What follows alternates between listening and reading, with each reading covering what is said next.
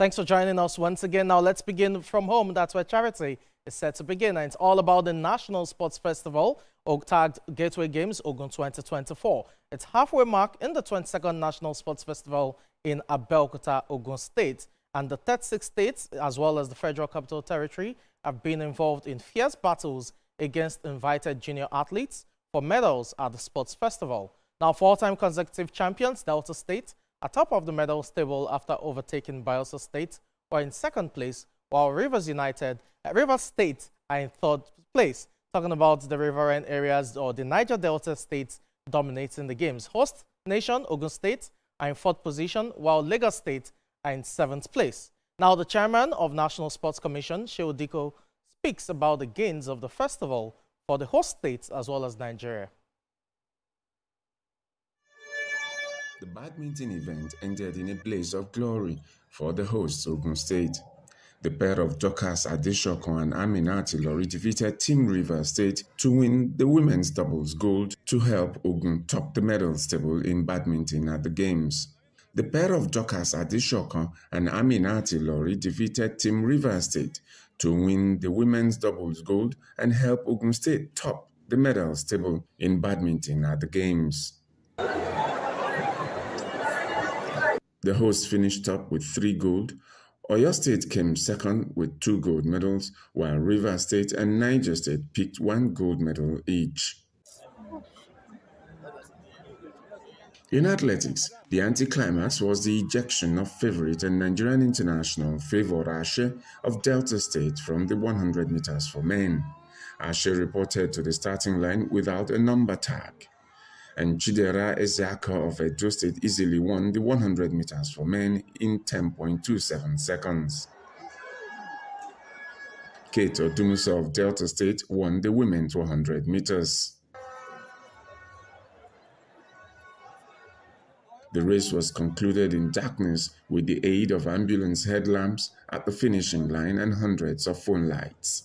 The outage was caused by a spark in the transformer supplying power to the MKO Abiola Sport Arena in Abeokuta. In tennis, US-based top seed Oyinlomo Quadri of Delta State won her third Sport Festival singles gold after easily defeating Ohinene Yakubu of Ogun State in 2 straight sets. The Nigeria Aquatics Federation took a break from the swimming pool for its extraordinary congress where they deliberated on issues of development. They've done a lot in the upgrade of the technical officiating officials. They even did one here in Ogun State just before this festival. The coaches, but the older coaches feel that they know a lot. That's why we have been emphasizing to them that they need refresher courses. That if for pilots is every 6 months, for coaches is every 2 years. So let them take up the challenge to make sure that they get this recurrent training. We have a budget line for Commonwealth preparations. We have a budget line to support the federations and what have you. Those budget lines that were put, we are not put there to gather athletes and put them in camp for training. No, those budget lines were put in there to support the individual federations where we have comparative advantage to participate in all competitions that is desirable, that could be able to give our athletes the platform to develop. It's the second and final week of the festival. The medals rush is expected to intensify as the event wraps up this weekend. Solomon Ajuziogu, TVC News, Abeokuta.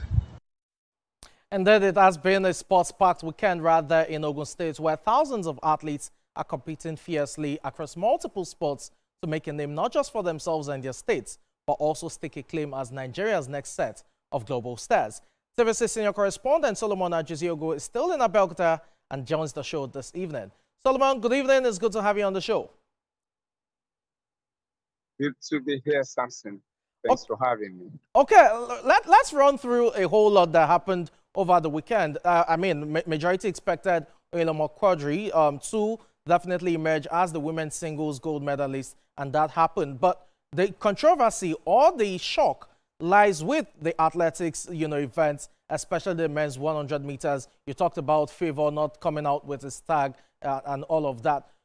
Whose fault is it? Is it the athlete, his trainer, his coach, or the officials? How did he miss out on that tag and the ramifications that fell off as a result of that incident? It was a very hot debate on the evening of the 100 meters final for men. Favor Ashe was, well, the favorite in that final. I mean, you look at the names on the list, and nobody seems to match Favor Ashe of Delta State status as the undisputed #1 ahead of everyone on that on the list, on the final list, on the start list. That's one man in Nigeria, the only Nigerian that has run below 10 seconds 5 times in his career, and he's just about 23 years old. So you can imagine how what it meant that he would be winning the gold medal at the 100 meters. But then he was ejected from the race, and we thought that it was a false start. So it was a hot debate that it was a false start. I didn't see a false start, so I was a bit confused why he was ejected. But then further investigations, we found out that he didn't show up to the starting line with his running number. Now, if you do not show up to the starting line with your running number, it suggests that you did not go to the core room, because every athlete that will be taking part in any race, whether it's the heat or the semifinals or the final, has to go through the core room. It is the core room that will verify that you are present and that you are not absent. And if you do not go through the core room, then it shows that there is a problem somewhere. You were dodging the core room for whatever reasons. And so he did not have a number tag. That shows he did not come through the core room. And so the starters had the exclusive right, the exclusive authority to disqualify him from running the race. But then there was a little bit of delay in starting, maybe because of his stature as an athlete for Nigeria. They were trying to see how within the rules they could still allow him, because it was going to be an anticlimax not to have, well, the man who has run below 10 seconds 5 times running in the final of the sports festival. And unfortunately, they just couldn't bend the rules for him. And so he was ejected, and that's why he could not take part in that race. That's how the controversy ended.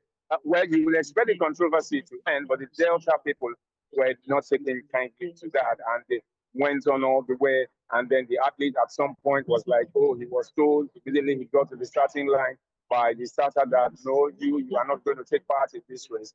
Of course, naturally, the starter will say that because there was no number tag on him to identify him, because athletes are identified by their numbers and not just by their names, as it were. So that was exactly what happened in the 100 meters. And so we have a new 100 meters champion for the men, and that is Chidera Isiako of Edo State. Chidera Isiako is an Igbo guy, but running for Edo State, which is one of the important things about the National Sport Festival. You can come from anywhere, you can originate from any state in Nigeria running for another state, and it's totally legal to do that as long as you're in Nigeria. You can also be living abroad and decide to come and run for any state of your choice. It is completely legal, and that's why you have so many athletes like Onyilomo Quadri, who is competing for Delta State, and that was her third gold medal in the sports festival, third gold medal in the singles title of women's tennis. So she has become a sports festival legend at such a young age. She's just an adolescent, and she's already doing that. She's US based. She's not home based. The girl she played against, Nene Yakubu, is also not a home based. She competed for the state, winning the silver in the tennis events there. Okay, interesting one. It's also good that you've clarified that. So there's really no controversy if you do not appear at the core room and ensure that you're marked present, as it were, and given your tag. There's really no basis for you being at the starting lineup to run a race. Now let's turn our attention to today's action. I know quite well that Dambe is ongoing as we speak. There's handball, you have basketball as well. Where you are, that looks like a football pitch, if I'm not mistaken, and it looks like action as well is ongoing right there. What teams are playing, and what can Nigerians expect in terms of action across multiple sports later today? Well, so I'm inside the main arena of the MKO Abiola Sports Stadium here in Abeokuta. This is the center point of the festival. This is where the track and field event is going on. And of course, on the football pitch, this hybrid synthetic pitch just leading to this festival. Behind me here, you have the flag football, a demonstration sport in the festival. It is not a scoring sport. It is just a demonstration sport. One of the sports in this festival being demonstrated for future inclusion in the sport festival. So flag football is doing a demonstration. So there are two versions of flag football. Of course, flag football is a football code, just like you have association football, the 22 men on the pitch. You also have flag football, and then you have showtime football. So these are two codes of football demonstrating the Showtime football people, which is also a flag football group, have demonstrated at the African Church Grammar School, the Afrograms in Abeokuta, somewhere away from here. And this is the NAFA, the Nigerian Association of Nigeria American Football Association, leading a demonstration of its sport. You have the national men and women's teams and the under 13 teams demonstrating, showing the people how this sport is played. Hopefully, in the next games, maybe in Enugu or after Enugu, you would have this sport participating, people, states entering to play this sport. If the National Council of Sports and the Sports Commission Board, which directs the policy and direction of Nigerian sport, get to meet and decide about their inclusion in the sport. Now, let me just butt in here quickly. You talked about, flag football as well as Showtime and the Nigerian Association for American Football as well, coming up with, the demonstration now. There are other demonstration sports as well. For example, esports, we know that's also a demonstration sport at the games. My question is this: what has been the acceptance like in terms of participation, followership, from what you've seen on ground for these demonstration sports? Because for them to get on board the calendar for the next games, there has to be a considerable amount of followership as well as participation. So from what you've seen, at least from the flag football and maybe the e-sport as well, what has been the acceptance like from fans? Well, these have become global phenomena, these sports you talk about. American flag football, there is the American football, which is the professional one that everybody hears about, so much money. And then you have the Super Bowl and all of that. And so you also have, this is a version of the American football, but it's not contact, it's called flag. In Nigeria already, they have presence in 22 states, and they are in a lot of schools, at least in Lagos. Lagos is one state that has taken so much to flag football. And already they have been in Akwa Ibom and Cross River. They have been in Abuja. And so 22 states in Nigeria is quite a number and quite a quorum to be able to make its way, to be able to push the sport into the National Sport Festival. We hope maybe that will be possible in Enugu. Esports is a fad. Fads grow, trends grow. Esports is something a lot of people want to have. If you have esports in your home, if you have PlayStation, you have fantasy football, you have Football Manager, you have all of this, then you are in esports basically, and you have all sorts of esports versions, virtual sports everywhere. And so if many people have these in their homes already, it's just a way to look for how to galvanize all the interest from people who have these things in their homes and make it a money spinning one in Nigeria. And it is gaining some ground. So let's see, it will have to wait then for the National Council of Sports, particularly the National Sports Commission. One of the things that some of us have been concerned about is that the National Sports Commission, we are waiting for the board to be properly constituted. We think that the board is self-constituting, and we are waiting for the chairman and the director general of the Sports Commission